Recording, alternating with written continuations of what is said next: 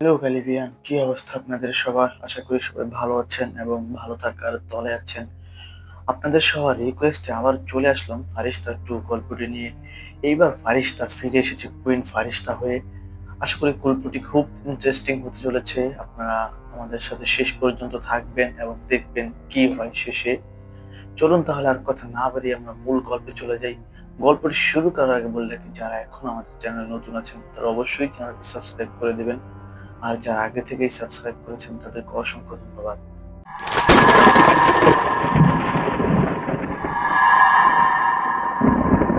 শুনেছি এই কবরস্থানের পাশ দিয়ে বিনা গোসলের কোনো লাশ নিয়ে গেলে অদ্ভুত কিছু ঘটে।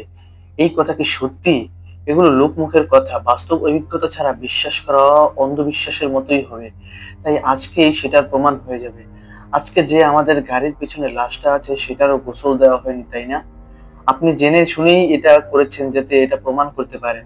হ্যাঁ, আর আপনাকে সাথে নিয়ে এসেছি কারণ আমার মতো আপনারও ভূত দেখার ইচ্ছে। তাদের অস্তিত্ব প্রমাণ করতে হলে একটু তো রিস্ক নিতেই হবে। তাই আজকে ভূতের জন্য গরম গরম গোসল না দেওয়া লাশ নিয়ে যাচ্ছে। দেখি সে ঘ্রাণ পেয়ে কিনা আসে কিনা। এই বলে দুইজনই হাসতে লাগলো। এতক্ষণ কথা বলছিল জাহিদ এবং ইকরাম নামের দুইজন লোক। তারা তাদের সারা জীবন কাটিয়ে দিয়েছে জিন ভূতের অস্তিত্ব প্রমাণ করার পিছনে। তাই যেখানেই হন্টেড প্লেসের খোঁজ পায় সেখানেই চলে যায়, কিন্তু আজ পর্যন্ত তারা ভূতের দেখা পায়নি। আজকে যাচ্ছে এমন এক কবরস্থানে যেখানে বিনা গোসলে লাশ নিয়ে গেলেই নাকি অদ্ভুত কিছুর সম্মুখীন হতে হয়। এটা শুনে তারা লোভ সামলাতে পারেনি। হাসপাতালের মর্গ থেকে একটি বেওয়ারিশ লাশ কিনে নিয়ে ছুটে যাচ্ছেন সেখানে। রাত প্রায় 12টা। লোকেশন অনুযায়ী তারা কবরস্থানের খুব কাছাকাছি আছে। দুজনের মাঝে প্রচুর আগ্রহ দেখা যাচ্ছে। এই এলাকাটা একদম নিস্তব্ধে ঘেরা, দুই পাশে লতা পাতায় ঘেরা গাছগাছালি। রাস্তাটা মাটির হয়, গাড়ি বেশ ঝাঁকুনি মেরে এগিয়ে যাচ্ছে। ইকরাম সিগারেট ধরালো। মনের সুখে গাড়ির সিটের সাথে হেলান দিয়ে সিগারেটের ধোঁয়া ফুটছিল। তখন ইকরাম খেয়াল করলো ধোঁয়া বের হয়ে সেটা একটা মানুষের মুখের মতো আকৃতি নিচ্ছে। ইকরাম নড়েচড়ে বসলো এটা দেখে। দেখার ভুল ভেবে আবার সিগারেট টান দিয়ে ধোঁয়া ছাড়লো। এবারও একই জিনিস দেখলো ইকরাম। ঘাবড়ে গিয়ে জাহিদকে বলল, মনে হচ্ছে এবার আমরা সঠিক পথেই যাচ্ছি। জাহিদ গাড়ি চালাচ্ছিল, তাই ইকরামের দিকে না তাকিয়ে বলল, কিছু দেখেছেন নাকি? ইকরাম সিগারেটের ধোঁয়া ছেড়ে বলল, দেখেন তো কিছু দেখতে পান কিনা। কিন্তু এবার সিগারেটের ধোঁয়া নরমাল ছিল, সেখানে কিছুই দেখা গেল না। জাহিদ বলল, মজা তো ভালোই করতে পারেন ভাই, সিগারেটের ধোঁয়ায় কারো চেহারায় ভেসে উঠেছে, কি ভয়ানক কথা। এই বলে জাহিদ হু হু করে হাসতে লাগলো। ইকরামও ভাবলো এটা হয়তো তার মনের ভুল ছিল। তখনই হঠাৎ ধাপ করে একটা শব্দ হলো। তারা গাড়ি থামিয়ে দিল রাস্তার মধ্যে। স্পষ্ট শব্দটা গাড়ির পেছন থেকে এসেছে। তারা একে অপরের চেহারার দিকে অবাক হয়ে তাকালো। জাহিদ বলল, পেছনে তো লাশ ছাড়া আর কিছুই নেই, তাহলে শব্দ কিসের? দুজনে তাড়াহুড়ো করে গাড়ি থেকে নামলো। জ্যোৎস্না রাতে আশেপাশে সবকিছু পরিষ্কার বোঝা যাচ্ছিল। তারা দেখলো পেছনে গাড়ির ডিকি খুলে লাশটা নিচে পড়ে গিয়েছে। খুব অবাক হলো দুজন, গাড়ির ডিকি কিভাবে খুললো। তারা বেশি একটা মাথা না ঘামিয়ে আবার লাশটা ডিকিতে তুলে সেটা বন্ধ করে দিল ভালোভাবে। আবার গাড়িতে উঠে জাহিদ গাড়ি স্টার্ট করার চেষ্টা করলো, কিন্তু গাড়ি স্টার্ট নিচ্ছে না কোনোভাবেই। ইকরাম বলল, আমি নেমে ধাক্কা মারি, দাঁড়ান। ইকরাম গাড়ি থেকে নামতে নিলেই অদ্ভুত ভাবে স্টার্ট নিয়ে নিল গাড়ি। জাহিদ বলল, আপনি ঠিকই বলেছেন ভাই, এবার মনে হয় আমরা সঠিক রাস্তায় যাচ্ছি, কিছু একটা তো হচ্ছে এখানে। এই বলে জাহিদ গাড়ি চালানো শুরু করলো। কিছুক্ষণ পর তারা সেই কাঙ্ক্ষিত কবরস্থানের কাছে গিয়ে পৌঁছালো। গাড়ির ভেতর থেকে তারা একটি দৃষ্টিতে কবরস্থানের দিকে তাকিয়ে রইল। একটা 60 ওয়াটের বাল্ব জ্বলছে কবরস্থানের গেইটে। হঠাৎ হুম হুম করে হুতুম পেঁচা ডেকে উঠলো। তারা একটু চমকে গেল। দুজনেই এবার গাড়ি থেকে নেমে লাশ নিয়ে কবরস্থানে প্রবেশ করার প্ল্যান করলো। ঠিক তখনই তারা কয়েকজনের পায়ের শব্দ শুনতে পেল এবং গুনগুন করে কিছু একটা পড়ার আওয়াজ। আওয়াজটা গাড়ির দিকে এগিয়ে আসছে। জাহিদ একটু ভীত স্বরে বলল, কি হচ্ছে এখানে ভাই? ইকরাম বলল, তারা হয়তো তাদের খাবার নিতে আসছে। সত্যি সত্যি তারা খেয়াল করলো গাড়ির পেছন দিক থেকে একদম সাদা জুব্বা পরা লম্বা লম্বা মানুষের মতো দেখতে কিছু একটা এগিয়ে আসছে। তাদের কাঁধে একটা লাশের খাটিয়া। তারা গুনগুন করে একটা তালে কিছু একটা জপ করছে। জাহিদ ভয়ে নিজের মুখ চেপে ধরে চাপা স্বরে বলল, ভাই, আমার জিন ভূত দেখার স্বাদ মিটে গেছে, আমাদের এখান থেকে যাওয়া উচিত এখনই। ইকরামও ভেতরে ভেতরে প্রচুর ভয় পেয়ে গিয়েছে, কিন্তু সেটা প্রকাশ না করে বলল, এত ভয় পেলে এখানে এসেছেন কেন মিয়া? আমি তো তাদের সাথে কথা বলতে চাইছিলাম, আপনার জন্য এখন চলে যেতে হবে। তাড়াতাড়ি গাড়ি স্টার্ট দেন, না হলে আপনার প্যান্ট নষ্ট হয়ে যেতে পারে। জাহিদ কাঁপা কাঁপা হাতে গাড়ি স্টার্ট করার চেষ্টা করলো, কিন্তু এবার গাড়ি স্টার্ট নিচ্ছে না। এর মাঝে ওই সাদা জুব্বা পরা জিনিসগুলো গাড়ি অতিক্রম করে সামনে এসে খাটিয়াটা রাখলো। তাদের মাঝে একজন পেছন থেকে এগিয়ে এসে হাতের ইশারায় ইকরাম এবং জাহিদকে নামতে বলল গাড়ি থেকে। দেখে বোঝা যাচ্ছে সে তাদের লিডার। তার পোশাকও সবার চেয়ে আলাদা। জাহিদ তখনই গাড়ি স্টার্ট করার চেষ্টা করে যাচ্ছে। ইকরাম বলল, ভাই আর কোনো রাস্তা নেই, গাড়ি স্টার্ট নিলেও তাদেরকে অতিক্রম করে যেতে পারবো না, তার চেয়ে ভালো তারা যেটা করতে বলে সেটা করি। এই বলে ইকরাম ভয়ে ভয়ে গাড়ি থেকে নামলো। জাহিদ এখনো স্টিয়ারিং চেপে ধরে আছে। ইকরাম গিয়ে তাদের সামনে হাঁটু গেড়ে বসে পড়লো। তাদের লিডার জাহিদ উদ্দেশ্য করে বলল, তোমাকে কি কোলে করে নামাতে হবে গাড়ি থেকে? এটা শুনে সবাই অদ্ভুত ভাবে হেসে উঠলো একসাথে। তাদের লিডার চোখ বড় করে তাকিয়ে বলল, আমি কি মজা করছি এখানে? সবাই হাসি থামিয়ে চুপ হয়ে গেল। এবার লিডার হেসে দিয়ে বলল, আসলে আমি মজাই করছি। জাহিদ এবার ধীরে ধীরে গাড়ি থেকে নামলো। তারপর ইকরামের পাশে গিয়ে এসে ও হাঁটু গেড়ে বসে পড়লো। লিডার এবার বেশ গম্ভীর গলায় বলল, তোমরা এত রাতে এখানে কেন এসেছো? তাও আবার বিনা গোসলের লাশ নিয়ে। তোমরা কি জানো না এদিক দিয়ে বিনা গোসলের লাশ নিয়ে যাওয়া যায় না?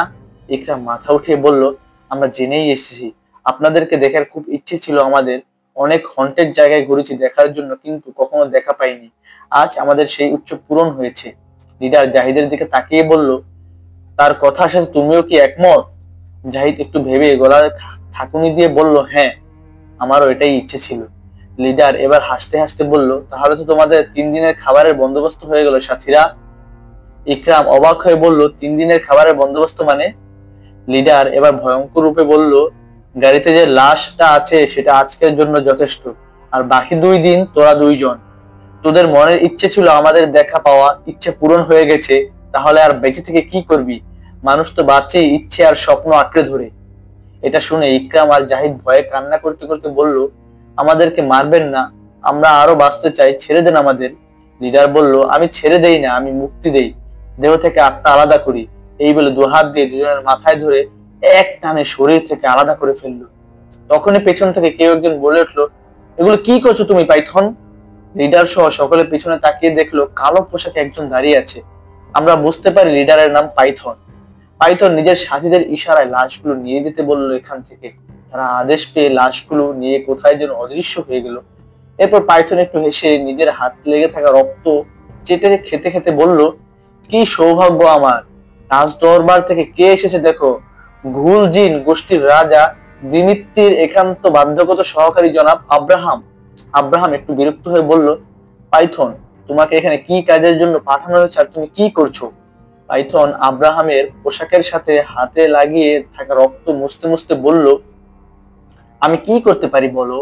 মানুষ জেনে বুঝে এখানে আসে মরার জন্য, তুমি তো জানো আমি কত দয়ালু। কেউ মৃত্যু চাইলে আমি তাকে না করতে পারি না। আব্রাহাম নিজের পোশাক হেঁচকা টান ছিঁড়ে বলল, রানী সিলভিয়ার মৃত্যু হয়েছে, মারিদ রাজ্যে নতুন রানী এসেছে। পাইথন অবাক হয়ে বলল, রানী সিলভিয়াকে হত্যা করার সাহস আর ক্ষমতা কার থাকতে পারে? আব্রাহাম বলল, ফারিস্তা, যে এখন মারিদ রাজ্যের নতুন রানী। পাইথন বলল, যেহেতু সে রানী সিলভিয়াকে হত্যা করার শক্তি রাখে তাহলে সে অবশ্যই রানী হওয়ার যোগ্য। কি শোনালে আব্রাহাম, এখন তো নতুন রানীকে সম্বর্ধনা জানাতে ইচ্ছে করছে। আব্রাহাম বলল, এটা মোটেও মজা না পাইথন, রাজা দিমিত্রি তোমাকে ডেকেছে নতুন দায়িত্ব দেওয়ার জন্য। তুমি তো জানো রানী সিলভিয়ার সাথে দিমিত্রির একটা চুক্তি ছিল, সিলভিয়ার মৃত্যুর সাথে সাথে চুক্তিও বাতিল হয়ে গিয়েছে। পাইথন বলল, তাহলে এখন নতুন রানীর সাথে চুক্তি করে নিলেই তো হয়। আব্রাহাম বলল, এটাই তো সমস্যা, নতুন রানী সিলভিয়ার মতো ক্ষমতা বা শক্তি লোভী নয়, সে এই চুক্তি কোনোভাবেই করবে না। পাইথন হাসতে হাসতে বলল, রানী ফারিস্তা তাই না? সব জিনিসেই একটা নির্দিষ্ট মূল্য থাকে, সেই মূল্য দিয়ে এই নতুন রানীকেও কিনে নেবো আমরা। তাহলে আমি যাচ্ছি রাজা দিমিত্রির সাথে দেখা করতে। দৃশ্য চলে আসে একটা বাস স্টপে। তালিফ একটা 6 বছরের বাচ্চা মেয়েকে নিয়ে বসে আছে বাসের অপেক্ষায়। বাচ্চা মেয়েটার চুলগুলো সম্পূর্ণ নীল রঙের এবং ঠোঁটগুলো রক্তলাল। দাড়ির নিচে ছোট্ট একটা তিল হাসলে সুন্দর করে গালে টোল পড়ে। তালিফ বাচ্চা মেয়েটার দিকে তাকিয়ে ফারিস্তাকে কল্পনা করতে লাগলো আর মনে মনে বলল, তোমার স্মৃতি আমার মস্তিষ্কের প্রতিটা রক্তবিন্দুর সাথে মিশে আছে, আবার কবে দেখা হবে আমাদের? আরো অনেকেই বাসের জন্য অপেক্ষা করে আছে। বাচ্চা মেয়েটা তালিফকে বলল, তালিফ, আমি আইসক্রিম খাবো। তালিফ বলল, জিজা মামুনি, খুব ঠান্ডা পড়েছে, এখন আইসক্রিম খাওয়া যাবে না। আর তোমাকে না বলেছি আমার নাম ধরে ডাকবে না, আব্বু বলে ডাকবে। এ থেকে আমরা বুঝতে পারি এটা তালিফের মেয়ে জিজা। জিজা বলল, কিন্তু তোমার নাম তো তালিফ, আব্বু না, তাহলে তোমাকে আব্বু কেন ডাকবো? তালিফ কপালে হাত দিয়ে বলল, হায় রে, থাক, আব্বু ডাকা লাগবো না, যার আইসক্রিম খাওয়া যাবে না এই ঠান্ডার মাঝে। জিজা মুখ ফুলিয়ে বলল, আইসক্রিম খাবো মানে খাবো, দেখো তালিফ, আইসক্রিমও ঠান্ডা, আবহাওয়া ঠান্ডা, তার মানে মাইনাসে মাইনাসে প্লাস, কিচ্ছু হবে না। তালিফ বলল, এত পাকা পাকা কথা কোথা থেকে শিখেছো তুমি? তোমার বয়সে আমি লুঙ্গি মাথায় নিয়ে ঘুরতাম আর ইলকুলি ইল বিলকুলি সাবুদানা খেলতাম। জিজা বলল, দাদুর বাচ্চা, তোর কাছে আমি এত কথা শুনতে চাইনি, আমি আইসক্রিম খাবো বলেছি, তুই গিয়ে নিয়ে আয়। তারিফ কোনো উপায় না পেয়ে অসহায়ের মতো বলল, ঠিক আছে মহারানীর কন্যা, আপনি বসেন এখানে আরাম করে, আমি গিয়ে নিয়ে আসছি। তারিফ উঠে রাস্তা পার হয়ে ওই পারে গিয়ে একটা দোকান থেকে আইসক্রিম কিনে যখনই পকেটে হাত দিল তখনই দেখলো তার মানিব্যাগ নেই।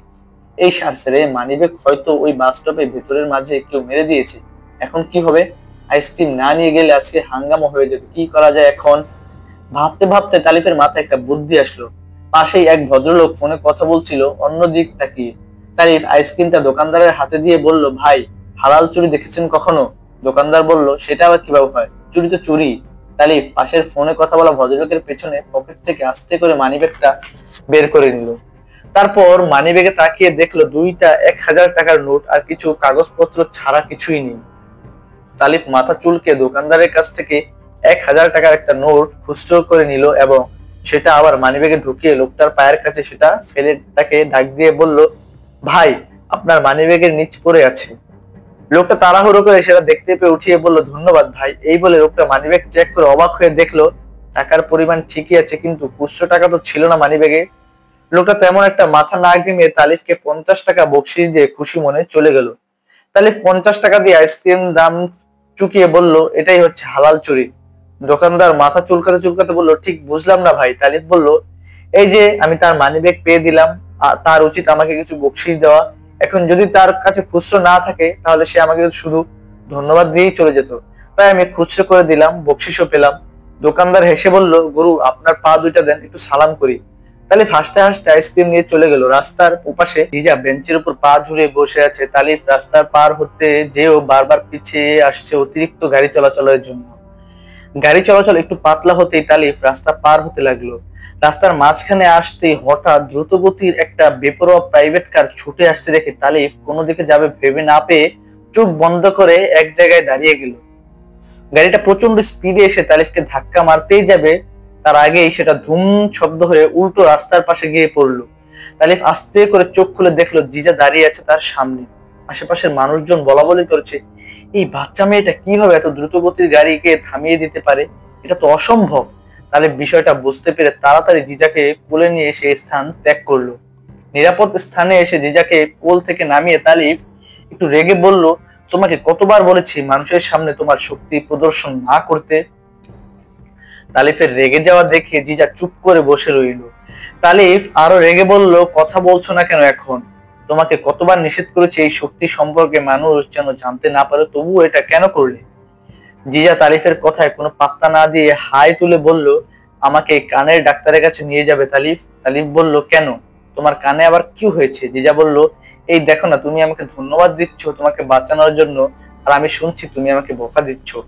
তালিফ জিজার কান ধরে বলল, বদের বদ, আমি তোকে বকাই দিচ্ছি, তোমার কান ঠিকই আছে। জিজা বলল, এটা কিন্তু ঠিক না তালিফ, আমি তোমাকে নিশ্চিত অ্যাক্সিডেন্ট থেকে বাঁচালাম আর তুমি আমার উপর রাগ করতেছো। এই জন্যই মানুষ বলে উপকারী ছালের গাছ থাকে না। তালিফ বলল, ওটা ছালের গাছ হবে না, গাছের ছাল হবে। আর আমাকে বাঁচাতে গিয়ে যে তোমার শক্তি মানুষ দেখে ফেললো সেটার কি হবে? তোমার মা এটা জানতে পারলে আমার হাল কিছুই থাকবে না। বুঝতে পেরেছো? জিজা বলল, আমি সবই বুঝি, শুধু এটাই বুঝি না আমার মা তোমার মতো একটা হারিকেনকে কিভাবে বিয়ে করলো। তালিব বলল, কি তুমি আমাকে হারিকেন বললে? তুমি জানো বয়সকালে আমার পেছনে মেয়েদের লাইন লাগতো, আমি ছিলাম হাজারো মেয়ের ক্রাশ। জিজা মুখ ভেঙচি মেরে বলল, ক্রাশ না ব্রাশ, এখন এখানে বসে না থেকে বাসায় চলো, দাদি অপেক্ষা করতেছে খাবার টেবিলে বসে। এই বলে জিজা ছোট ছোট পায়ে পুতুলের মতো হেলে দুলে হাঁটতে লাগলো। তালিফ পেছন পেছন যাচ্ছে আর ভাবছে, এই মেয়েকে সামলানো দিনে দিনে অসম্ভব হয়ে যাচ্ছে। ফারিস্তা সারা এই মেয়ে কাউকে ভয় পায় না, ছোটবেলা থেকেই ওর মাঝে অলৌকিক শক্তি বিরাজমান, সাধারণ মানুষ থেকে সম্পূর্ণ আলাদা। ও চাইলে একটা মানুষকে হাতের ইশারায় পলিথিনের মতো দুমড়ে মুচড়ে ফেলতে পারে। জিজার শক্তির প্রমাণ আমি সেদিন পেয়েছিলাম যেদিন ওকে নিয়ে একটা সুপার শপে গিয়েছিলাম কিছু প্রয়োজনীয় জিনিস কেনার জন্য। হঠাৎ কিছু অস্ত্রধারী মুখোশ পরিহিত লোক এসে সুপার শপে চুরি করেছিল।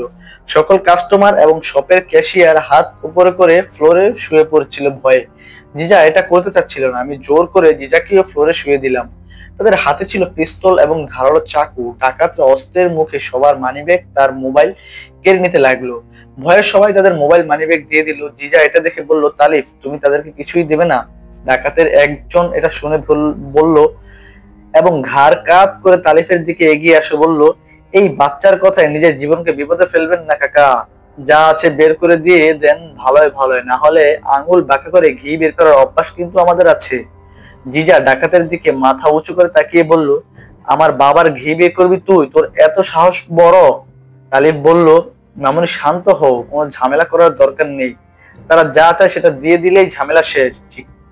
জিজা বলল, না তালিফ, সে তোমার ঘি বের করার কথা বলেছে, তাকে তো উচিত শিক্ষা দিতেই হবে। তালিফ বলল, আরে মা চুপ কর, কিসের ঘি বের করার কথা বলতেছো বারবার? ডাকাত হেসে জিজার মাথায় হাত দিয়ে বলল, বাচ্চা মেয়ে তো পুরো লাল মরিচ, এত রাগ থাকা ভালো না বাচ্চা। জিজা ডাকাতের হাত খপ করে ধরে বলল, এখন আমি তোর ঘি বের করব। এই বলে তার হাত মুচড়ে তাকে ছুঁড়ে ফেলে দিল। এটা দেখে সবাই হা করে তাকিয়ে রইল। হঠাৎ জিজার চোখ নীল বর্ণ ধারণ করলো। তালিফ জিজাকে থামানোর চেষ্টা করলো, কিন্তু এর মাঝেই আরেক ডাকাত পিস্তল তাক করে জিজার দিকে এগিয়ে আসতে লাগলো। জিজা নিজের হাত তার দিকে বাড়িয়ে মুষ্টিবদ্ধ করতেই ডাকাতের মাথা ঠাস করে বেলুনের মতো ফেটে গেল। রক্তের ছেটা চারিদিকে ছড়িয়ে ছিটিয়ে পড়লো। ডাকাতের মাথাবিহীন শরীরটা পিস্তল হাতে নিয়ে ফ্লোরে লুটিয়ে পড়লো। সেখানে যত মানুষ ছিল সবাই চিৎকার করে এদিক ওদিক ছুটতে লাগলো। অন্যান্য ডাকাতরাও ভয়ে নিজেদের জান নিয়ে পালিয়ে গেল। সেদিনের পর তালিফ বুঝতে পেরেছে জিজা চাইলে কি করতে পারে। জিজার শক্তি সম্পর্কে তার কোনো ধারণা নেই। দৃশ্য চলে গেল মারিদ রাজ্যে। তাইবা একটা কাপড়ে লেখা বার্তা নিয়ে রাজপ্রাসাদের ভেতরে প্রবেশ করলো। হন হন করে হেঁটে রাজ দরবারে উপস্থিত হলো। সেখানে আগে থেকেই রাজার দরবারে বাকি সদস্যরা উপস্থিত ছিল। তাইবা গিয়ে নিজের আসনে বসে পাশের জনকে জিজ্ঞেস করলো, রানী ফারিস্তা এখনো আসেনি তাই না? সে বলল, না, তবে খুব তাড়াতাড়ি এসে যাবে। তাইবা তাকে বলল, আপনাদের পুরাতন রানীকে হত্যা করা হলো, এতে করে আপনার কোনো প্রতিবাদই করলেন না। রানীর হত্যাকারী কে নতুন রানী হিসেবে সিংহাসনে বসিয়ে দিলেন। কেমন রাজ সদস্য আপনারা? সে একটু হেসে বলল, আমরা সিংহাসনে বসানোর কেউ না, ওই সিংহাসনে যে বসে সে যোগ্যতা নিয়ে নিজেকে প্রমাণ করতে বসে। আপনিও যদি রানী ফারিস্তাকে হত্যা করে সিংহাসনে বসতে পারেন, তাহলে আমরা আপনাকেও রানী হিসেবে মেনে নিব। আমাদের কাজ শুধু ওই সিংহাসনে বসা ব্যক্তির হুকুম পালন করা, সে যেই হোক। তাইবা কিছু বলতেই যাবে, তখনই একজন প্রহরী উচ্চস্বরে ঘোষণা দিল, সাবধান, রানী ফেরেশতা কদম রাখবে। ফারিস্তা নীল রঙের একটা রাজকীয় পোশাক পরে, মাথায় হীরার মুকুট দিয়ে রাজ দরবারের মাঝপথ দিয়ে হেঁটে সিংহাসনের দিকে এগিয়ে যাচ্ছে। তার দুই দিকে দুইজন দানবেয় দেহরক্ষী। রাজ দরবারের সব সদস্যরা দুই পাশে হাত সামনে করে ভদ্রতার সাথে দাঁড়িয়ে আছে। ফারিস্তা আর চোখে একবার তাইবার দিকে তাকিয়ে মিষ্টি করে একটু হাসলো। তাইবাও সুন্দর করে হাসি দিল। এ থেকে আমরা বুঝতে পারি ফারিস্তা এখনো তাইবার আসল পরিচয় সম্পর্কে জানতে পারেনি। তাইবা এখনো ফারিস্তার বন্ধু সেজে আছে। ফারিস্তা গিয়ে নিজের সিংহাসনে বসলো একজন সত্যিকারের রানীর মতো করে। এরপর রাজ দরবারের সবচেয়ে বুজুর্গ সদস্য রানীর সামনে কুর্নিশ করে বলল, মহামান্য রানী, আপনার জয়ের কথাটা প্রতিটি জিন রাজ্যে পৌঁছে গিয়েছে এবং সবাই মারিত রাজ্যের নতুন রানীকে অভিনন্দন জানিয়েছে, শুধু একজন বাদে। ফারিস্তা গম্ভীর গলায় বলল, কে সে? তাইবা উঠে এসে ফারিস্তার সামনে কুর্নিশ করে বলল, ঘুল জিন গোষ্ঠীর রাজা দিমিত্রি। সে আপনার কাছে একটা চিঠি পাঠিয়েছে, অনুমতি দিলে আমি সেটা পড়ে শোনাতে চাই। ফারিস্তা মাথা নাড়িয়ে অনুমতি প্রদান করলো। তাইবা চিঠিটা খুলে পড়া শুরু করলো। ফারিস্তা, আমি আপনাকে রানী হিসেবে তখনই স্বীকৃতি দেব যখন আপনি আমাকে এটা আশ্বাস করবেন যে রানী সিলভিয়ার সাথে ঘুল জিন গোষ্ঠীর যে চুক্তি ছিল, আপনি সেই চুক্তিতে বহাল থাকবেন। তা না হলে আমি আপনাকে রানী হিসেবে স্বীকৃতি দেব না। খুব তাড়াতাড়ি আমার দূত প্রেরণ করা হবে চুক্তি সম্পর্ক আলোচনা করতে। আমি আশা করি আপনিও শক্তিশালী হওয়ার সাথে বুদ্ধিমতীও, রাজা দিমিত্রি। চিঠি পড়া শেষে তাইবা ফারিস্তার দিকে তাকিয়ে দেখলো তার চোখ রেগে লাল হয়ে গেছে। ফারিস্তা সিংহাসনে এক কোণা শক্ত করে চেপে ধরে সেটা টাস করে ভেঙে ফেললো। ফারিস্তা গর্জন করে বলল, আসতে দাও রাজা দিমিত্রির দূতকে। তাইবা বলল, রানী ফারিস্তা, গুলজিন গোষ্ঠী আমাদের চেয়ে দ্বিগুণ শক্তিশালী এবং বড় রাজ্য। যেটাই সিদ্ধান্ত নিবেন একটু ভেবেচিন্তে নিবেন। রাজা দিমিত্রি চাইবে আপনাকে উস্কাতে। ফারিস্তা বলল, তাইবা, আপনি কি ভুলে গিয়েছেন শক্তি এবং সৈন্য দিয়ে কখনো যুদ্ধ জেতা যায় না? অনেক ছোট ছোট দল বড় দলের বিরুদ্ধে জয়লাভ করেছে। তারা আমাদের চেয়ে বড় হতে পারে, কিন্তু আমরা কারো গোলামি মেনে নেব না। আমাদের মূল মন্ত্র স্বাধীনতা। তাইবা চুপ হয়ে গেল। ফারিস্তা বলল, আমার রাজ্যে ভীতুদের কোনো স্থান নেই। যে ভয় পাবে সে যেন আত্মহত্যা করে নেয়, কারণ আমার সামনে পড়লে আমি নিজেই তাকে মেরে ফেলবো। আমার বাবা সবসময় বলতো জীবন সেখান থেকেই শুরু হয় যেখান থেকে ভয় শেষ হয়। সবাই একসাথে বলে উঠলো, আমরা আপনার সাথে আছি রানী ফারিস্তা।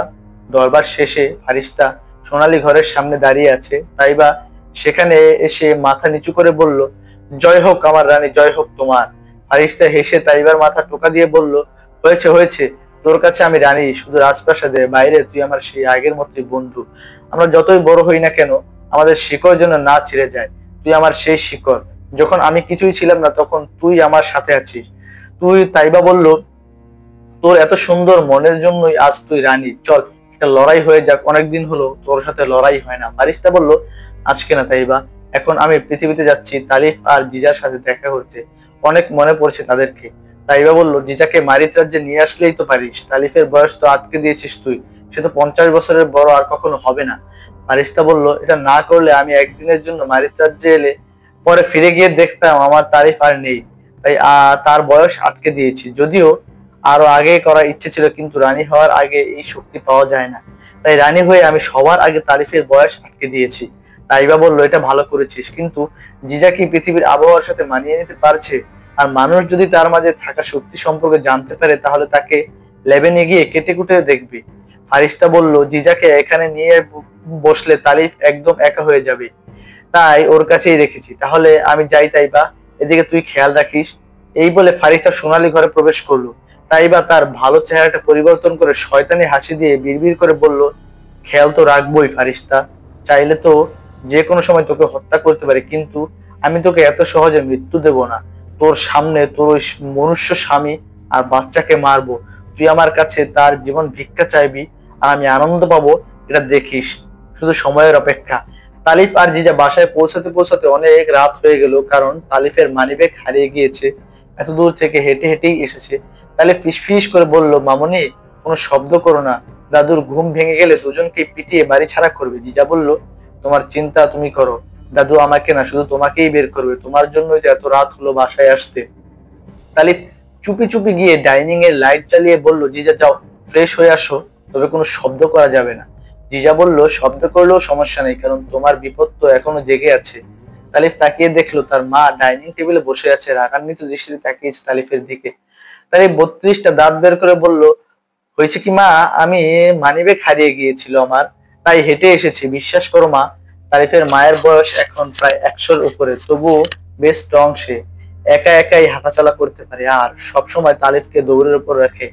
বাবা আর দাদি মারা যাওয়ার পর তালিফের আপনজন বলতে একমাত্র মাই আছে।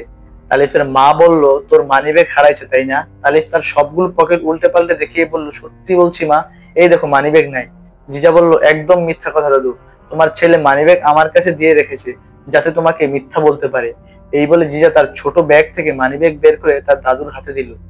তালিফ হা করে তাকিয়ে বলল, ওরে বদ, তাহলে তুই আমার মানিব্যাগ সরিয়ে রেখেছিস আমাকে ফাঁসানোর জন্য? আজকে তোরে আমি। জিজা তাড়াতাড়ি গিয়ে তার দাদুকে জড়িয়ে ধরে বলল, দাদু দেখেছো, তোমার ছেলের মিথ্যা ধরিয়ে দিয়েছি বলে এখন আমাকে মারতে আসছে। তালিফের মা তার লাঠি দিয়ে কয়েকটা বাড়ি দিয়ে তালিফকে বলল, হতচ্ছাড়া, নিজে মিথ্যা কথা বলে এখন আমার ফুলের মতো নাতনিকে দোষ দিচ্ছিস। কতদিন বলছি জিজাকে নিয়ে বাইরে বেশি রাত করবি না, তোদের জন্য কত চিন্তা হয় জানোস। তালিফ কাঁদো কাঁদো চেহারায় বলল, মা আমি করি নাই, তোমার এই হিটলার নাতনি আমার সহজ সরল পাইয়া মাইনকা চিপায় ফেলাইছে। তখনই কেউ পেছন থেকে বলল, কি নিয়ে ঝগড়া হচ্ছে, আমিও যোগদান করবো নাকি? তালিফ চমকে গিয়ে তাকিয়ে দেখলো ফারিস্তা হাসি মুখে দাঁড়িয়ে আছে। জিজা দৌড়ে গিয়ে আম্মু বলে লাফ দিয়ে কোলে ওঠে ফারিস্তার। তালিফ বলল, ওনাকে আম্মু ডাকতে পারো, আর আমাকে আব্বু না ডেকে তালিফ বলে ডাকো, এই লজিকটা আমার বুঝে আসে না। ফারিস্তা জিজাকে চুমু খেয়ে কোল থেকে নামিয়ে তালিফের কাছে এসে বলল, কিছু জিনিস লজিক থাকে না বুঝছো, ম্যাজিকও থাকে। তারপর ফারিস্তা তালিফের মাকে সালাম করে বলল, আপনাকে দেখে অনেক খুশি হলাম মা, এটাই হয়তো শেষ দেখা হবে আপনার সাথে, আবার ফিরে এসে হয়তো আপনাকে আর পাবো না। তালিফের মা বলল, আমার আর কি চাই, জীবনে যা চেয়েছিলাম তা দেখে গেলাম, ছেলের বউ নাতনি সবকিছুই দেখলাম, আমি না থাকলেও আমার দোয়া সবসময় তোমাদের সাথে থাকবে। তালিফ বলল, ফারিস্তা তোমাকে কিছু বলার আছে, আমার সাথে কেউ একজন দেখা করেছে, সে আমাকে একটা ঠান্ডা হুমকি দিয়েছে। ফারিস্তা অবাক হয়ে বলল, কে? তালিফ বলল, সে তার নাম বলেছে পাইথন। তালিফ আর জিজা বাড়ি ফিরছিল, রাত তখন প্রায় 11:30। তালিফের বাড়ি যাওয়ার পথে অনেক বড় একটা গণকবরস্থান পেরিয়ে যেতে হয়, দুজনে তখন সেই কবরস্থান পার হচ্ছিল। জিজা বলে উঠলো, আচ্ছা তালিফ, তুমি কি জানো কবরস্থানে কারা থাকে? তালিফ বলল, কবরস্থানে আবার কারা থাকবে, এখানে তো মৃত মানুষেরা থাকে। জিজা বলল, আরে গাধা, আমি বলেছি কবরস্থানে মৃত ছাড়াও জীবিত কেউ থাকে, তারা হলো ঘুল জিন। এদের বাসস্থান কবরস্থানের আশেপাশেই হয়ে থাকে, আর এরা মৃত মানুষের হাড় অঙ্গ প্রত্যঙ্গ খেতে পছন্দ করে। তালিফ একটু ভয় পেয়ে বলল, এসব কথা কবরস্থানের কাছে এসেই বলা জরুরি ছিল, বাসায় গিয়েও তো বলতে পারতে। জিজা বলল, তোমরা মৃত্যুকে এত ভয় পাও কেন, যদিও তোমরা জানো এটা নিশ্চিত? এটা শুনে আমাদের পাশের বাসার এক বৃদ্ধ আজকে দুপুরে মারা গিয়েছিল, শুনেছি রাত তার জানাজা হবে, কিন্তু কোথায়? কবরস্থানে তো একদম ফাঁকা। তালিফ বলল, তুমি কি এসব কথা বন্ধ করবে, না হলে কিন্তু আমি নিজের মাথায় নিজে বাড়ি দিয়ে হালকা বেহুশ হয়ে পড়ে যাব। তখনই দূর থেকে গোটা কয়েক মানুষ লাশের খাটিয়া কাঁধে নিয়ে কালেমা শাহাদাত পড়তে পড়তে আসতে লাগলো। এ দেখে দিজা বলল, বাহ, বলতে না বলতেই জানাজা হাজির, লাশের হায়াত আছে বলতে হবে। তালিফ একটু ধমক দিয়ে বলল, লাশের আবার হায়াত থাকে নাকি? কেমন হাগল, মুখে যা আসে তাই বলা হচ্ছে। জিজা জিহ্বায় কামড় দিয়ে বলল, তাও তো কথা। আচ্ছা শোনো, তুমি যাও জানাজা পড়ে আসো, আমি এখানে বসলাম, জানাজা পড়লে নিজের মৃত্যুর কথা স্মরণ হয়। তালিফ মুচকি এসে বলল, সেই যুদ্ধের পর এই একটা ভালো কথা শুনলাম তোমার মুখ থেকে। জিজা চোখ বড় করে তাকালে তালিফ তাড়াতাড়ি করে চলে গেল কবরস্থানের ভেতরে জানাজায় অংশ নেওয়ার জন্য। তালিফ খেয়াল করলো কবরস্থানের ভেতরে হাওয়াটা একটু ঝাপসা লাগছে, কেউ যেন দূর থেকে নজর রাখছে। তালিফ আশেপাশে তাকিয়ে তেমন কাউকেই দেখতে পেল না। জানাজায় যারা যারা আছে তাদের সবাইকেই তালিফ চিনে। কবরস্থানের শেষ মাথায় একটা নতুন কবর খোঁড়া আছে, সবাই সেখানে গিয়ে খাটিয়াটা রেখে লাইন ধরে দাঁড়ালো। এখান থেকে জিজাকে দেখা যাচ্ছে না দূরত্বের কারণে, এটা ছিল কবরস্থানের একদম শেষ মাথা। হুজুর সামান্য কিছু নসিহত মূলক কথা বলে জানাজার নামাজ শুরু করলো। তালিফের বারবার মনে হতে লাগলো পেছন থেকে কেউ হাঁটাচলা করছে। নামাজের মাঝেই একবার ভুলবশত তালিফের চোখ পড়ে গেল খাটিয়ার থাকা লাশটার উপর। লাশের পায়ের দিকে হালকা নড়ে উঠলো। তালিফ চমকে গিয়ে সাথে সাথে চোখ সরিয়ে নিল। মনের মাঝে অজানা এক ভয় বাসা বাঁধতে শুরু করলো। নামাজ শেষ করে কয়েকজন চলে গেল এক এক করে। লাশের আত্মীয় স্বজনরা লাশ কবরে নামিয়ে দাফন সম্পন্ন করতে ব্যস্ত। এর মাঝে আকাশ কালো হয়ে ঝুম বৃষ্টি নেমে এলো, কবরে পানি জমতে শুরু করলো। তাই তাড়াতাড়ি কোনো মতে লাশ দাফন করতে গিয়ে লাশের মুখের উপর থেকে কাফন সরে গেল। তালিফ খেয়াল করলো লাশটা এমন ভাবে চোখ বন্ধ করে আছে, মনে হচ্ছে সে ঘুমোচ্ছে। হঠাৎ লাশটা ঠাস করে চোখ খুলে তালিফের দিকে তাকালো। তালিফ চিৎকার করে পেছনের দিকে পড়ে গেল। এটা শুধু তালিফই দেখতে পেয়েছে, তাই সবার জিজ্ঞেস করলে কি হয়েছে। তারিফ আর কোনো কথা বলে না হাঁটে জোরে হাঁটা দিল। কবরস্থান থেকে বের হওয়ার জন্য একটু দূর যেতেই পেছন থেকে কেউ একজন ডাক দিল, ভয় পেয়েছো? তালিফ চমকে গিয়ে পেছনে তাকিয়ে দেখলো ঠিক তার মতোই দেখতে একজন লোক দাঁড়িয়ে আছে। তালিফ কাঁপা কাঁপা গলায় বলে উঠলো, কে তুমি? সে বলল, আমি সেই যার কথা তোমার মেয়ে বলছিল একটু আগে, আমার নাম পাইথন। তালিফ বলল, তার মানে তুমি ঘুলজিন, আমার রূপ ধরে কেনে এসেছো, কি চাও তুমি? পাইথন বলল, মৃত মানুষ খেতে খেতে একঘেয়েমি চলে এসেছে, তাই ভাবছি এখন থেকে জীবিত মানুষ শিকার করব। তালিফ বলল, আমি কে জানো তো, আমাকে কিছু করার আগে তোমার নিজেকে নিয়ে ভাবা উচিত। পাইথন বলল, এই জন্যই তুমি এখনো বেঁচে আছো। আমি চাই না ঘুল রাজ্যে আর মারিত রাজ্যে কোনো বিশৃঙ্খলা সৃষ্টি হোক। তোমার রানী ফারিস্তা যখন তোমার সাথে দেখা করতে আসবে তখন তাকে বলবে রাজা দিমিত্রির সাথে যেন কোনো প্রকার বিরোধ সৃষ্টি না করে চুক্তি সম্পন্ন করে। তা না হলে, তালিফ বলল, তা না হলে কি? পাইথন তার নিজের ভয়ঙ্কর রূপে এসে তালিফের গলা চেপে ধরে বলল, পাইথন কাউকে দ্বিতীয় সুযোগ দেয় না। তোমার নিজের ভাগ্য নিয়ে শুকরিয়া আদায় করো যে উচিত যে আমি তোমাকে দ্বিতীয় সুযোগ দিয়েছি। তালিফ মুচকে এসে বাইরের দিকে একবার তাকিয়ে বলল, ভাগ্য তোমার ভালো যে ও এখানে নেই। আমার মেয়ে যদি দেখে তুমি আমার গায়ে হাত দিয়েছো তাহলে স্বয়ং রাজা দিমিত্রিও তোমাকে বাঁচাতে পারবে না। পাইথন তালিফকে ছেড়ে দিয়ে তার জামার কলার ঠিক করে দিয়ে বলল, আমিও চাই না কোনো ঝামেলা হোক, তাই তোমাকে ঠান্ডা হুমকি দিয়ে গেলাম। রানী ফারিস্তা যদি আমাদের সাথে চুক্তি না করে তাহলে পরের বার তোমার চোখের সামনে তোমার মেয়েকে মারবো, তারপর তোমাকে। দৃশ্য ফিরে এলো বর্তমানে। তালিফ আর ফারিস্তা ছাদে দোলনায় বসে আছে। ফারিস্তা তালিফের কাঁধে মাথা রেখে চোখ বন্ধ করে আছে। সব শুনে ফারিস্তা বলল, আমার ভয় হয় তোমার জন্য, তারা আমাকে ভয় দেখানোর জন্য তোমার ক্ষতি করার চেষ্টা করবে। তালিফ বলল, রাজা দিমিত্রি কিসের চুক্তি করার জন্য উঠে পড়ে লেগেছে, কি আছে সেই চুক্তিতে? ফারিস্তা বলল, রানী সিলভিয়া তার ক্ষমতা বাড়ানোর জন্য ভুল রাজাকে এমন কিছু দিয়েছিল যেটা শুধু মারিত রাজ্যেই পাওয়া যায়, আর সেটা কি এখনো আমি জানি না, তুমি খুব শীঘ্রই জানতে পারবো। আমি ক্ষমতা টিকিয়ে রাখার জন্য কারোর সামনে নত হব না, শেষ নিঃশ্বাস পর্যন্ত আমি আত্মার সম্মান নিয়ে বাঁচতে চাই। তালিব বলল, আমি তোমার কাছে এটাই আশা করেছিলাম। আমাকে নিয়ে ভয় পেয়ে না, আমাকে রক্ষা করার জন্য এমন একজন আছে যে নিজেও তার শক্তি সম্পর্কে জানে না। ফারিস্তা বলল, জিজাকে নিয়ে আমি বেশি চিন্তা হয়, ও এখনো বাচ্চা একটা মেয়ে, ভালো মন্দের জ্ঞান এখনো হয়নি ওর। ওর শক্তি যদি মানুষের সামনে চলে আসে তাহলে পৃথিবী থেকে চলে আসতে হবে ওকে। তবে তার চেয়ে বড় কথা, জিজা যেন কখনো জানতে না পারে আমরা ওর আসল বাবা মা না। তালিফ একটু মুচকি হেসে ফারিস্তার হাত ধরে বলল, জিজা এটা কখনো জানতে পারবে না, খুব ছোট থাকতেই আমরা ওকে আমাদের কাছে নিয়ে এসেছি। তুমি যদি এখন ওর পাকা পাকা কথা শুনো তাহলে তোমার মাথা হ্যাং হয়ে যাবে, আমাকে দৌড়ের উপর রাখে সারাদিন। ফারিস্তা বলল, তুমি যেমন তোমার বাবাকে দৌড়ের উপর রাখতে জিজা সেই ঋণ পরিশোধ করেছে। তালিফও হেসে দিল। ফারিস্তা আকাশের দিকে তাকিয়ে বলল, তোমার সাথে আরো 1000 বছর চাঁদ দেখতে চাই, তবে আমার বাবার মতো তোমাকেও এখন এলাকা পাল্টে পাল্টে থাকতে হবে। এক জায়গায় বেশি দিন থাকলে মানুষ সন্দেহ করা শুরু করবে। তালিফ গান ধরালো মনের সুখে, বয়স আমার বেশি না, তব কৈতরীর মা, চুল কটা পাইকা গেছে বাতাসে। ফারিস্তা সুন্দর করে হাসতে হাসতে লাগলো। তালিফ মুগ্ধ হয়ে ফারিস্তার হাসির দিকে তাকিয়ে বলল, তোমার হাসি দেখেই হয়তো কোনো এক কবি বলেছিল, মা তোর মুখের হাসি আমার চোখে লাগে সুধার মতো, মরি হায় হায় রে। ফারিস্তা এটা শুনে মুখে হাত দিয়ে হাসতে লাগলো আর বলল, আমার হাসির কারণ তো আমার পাশেই বসে আছে।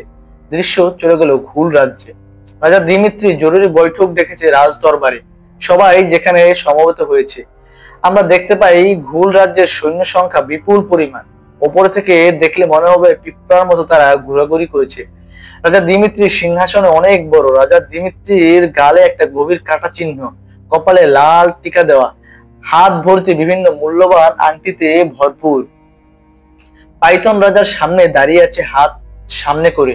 রাজা তার ভারী গলায় বলে উঠলো, মারিত রাজ্য ছিল আমার দ্বিতীয় ঘর, তখন পর্যন্ত যখন রানী সিলভিয়া ছিল, কিন্তু নতুন রানী আমাদের মতবাদ থেকে সম্পূর্ণ ভিন্নরূপী। আমি যতটুকু জানি সে অনেক দয়ালু এবং ন্যায়পরায়ণ। পাইথন এক শয়তানি হাসি দিয়ে বলল, ক্ষমতা চিরস্থায়ী করতে হলে ন্যায়পরায়ণতার কোনো স্থান নেই। যে রাজা যত নিষ্ঠুর সে রাজা তত বেশি ক্ষমতাশালী। নতুন রানীর ক্ষমতা চিরস্থায়ী করতে হলে আমাদের সাথে চুক্তি করা ছাড়া আর কোনো উপায় নেই। রাজা দিমিত্রি বলল, এই কথাটাই নতুন রানীকে বুঝতে হবে পাইথন। তুমি এখনই রওনা হয়ে যাও মারিচ রাজ্যের উদ্দেশ্যে, আশা করি তুমি সুখবর নিয়ে ফিরবে। পাইথন মাথা ঝুঁকিয়ে কুর্নিশ করে বলল, আমি আপনাকে হতাশ করব না রাজা। এই বলে পাইথন রাজ দরবার থেকে বের হতে লাগলো। রাজার ব্যক্তিগত সহকারী আব্রাহাম পাইথনকে থামিয়ে বলল, রাজা তোমাকে দায়িত্ব দিল, তোমার উপর আমার ভরসা নেই, তবে আশা করি তুমি আমাকে ভুল প্রমাণিত করবে। পাইথন চোখ টিপ মেরে আব্রাহামের পরনে থাকা নীল রঙের ধুতিটা টান দিয়ে খুলে ফেললো। আব্রাহাম কোনো মতে নিজের ইজ্জত হাত দিয়ে ঢেকে বলল, এটা কি ধরনের মজা? পাইথন বলল, তোমার ধুতির রং আমার পছন্দ হয়নি, তাই খুলে দিলাম। প্রার্থনা করো তুমি যেন আমার অপছন্দের তালিকায় না আসো, তাহলে তোমাকেও মাঝখান থেকে খুলে ফেলবো। আমার কাজে ঢ্যাং দেওয়া বন্ধ করার সময় থাকবে। এই বলে পাইথন চলে গেল। দূর থেকে রাজা দিমিত্রি সিংহাসনে বসে এই কাণ্ড দেখে মুচকি হাসলো। পাইথন প্রাসাদের বাইরে গিয়ে দেখলো ডালিয়া দাঁড়িয়ে আছে। ডালিয়া হলো পাইথনের একমাত্র কাছের মানুষ। ডালিয়া পাইথনকে পাগলের মতো ভালোবাসে, কিন্তু পাইথনের একটা সমস্যা হলো সে কাউকে বিশ্বাস করতে পারে না। ছোটবেলায় যখন এক যুদ্ধে তার বাবা মারা যায়, তখন তারা মা তাকে ফেলে অন্য কারোর সাথে চলে যায়। তার কথা একবারের জন্য চিন্তা করেনি। রাজা দিমিত্রি তাকে নিজের ছেলের মতো বড় করেছে, তাই সে রাজা ছাড়া আর কাউকে বিশ্বাস করে না। ডালিয়াকে তারও ভালো লাগে, কিন্তু ওই ছোটবেলার জন্য সে সবার প্রতি আত্মবিশ্বাস আর ভালোবাসার প্রতি ঘৃণা বারবার থেকে ডালিয়া থেকে দূরে রাখে। পাইথন ডালিয়াকে পাশ কাটিয়ে চলে যাচ্ছিল, তখন ডালিয়া বলল, নতুন দায়িত্ব দিয়েছে রাজা, তাই না? পাইথন মুখে কিছু না বলে মাথা নাড়িয়ে চলে যাচ্ছিল।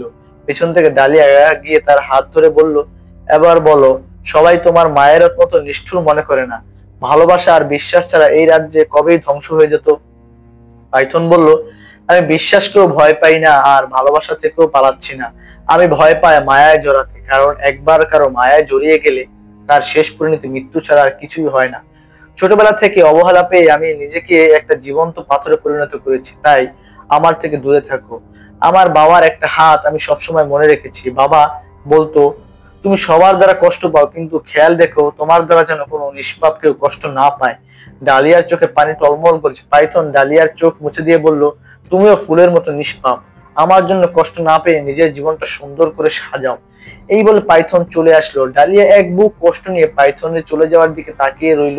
পাইথন হাঁটতে হাঁটতে এক পর্যায়ে অদৃশ্য হয়ে গেল। পেছন থেকে আব্রাহাম এসে বলল, তোমাকে কতবার বুঝিয়েছি ওর মন বলতে কিছু নেই, ওর জন্য তোমার এই দামি অশ্রু নষ্ট করো না ডালিয়া। ডালিয়া চুপ করে রইল। আব্রাহাম ডালিয়ার কাঁধে হাত দিয়ে বলল, আমি তো আছি, তুমি আমাকে একবার সুযোগ দিয়ে দেখতে পারো।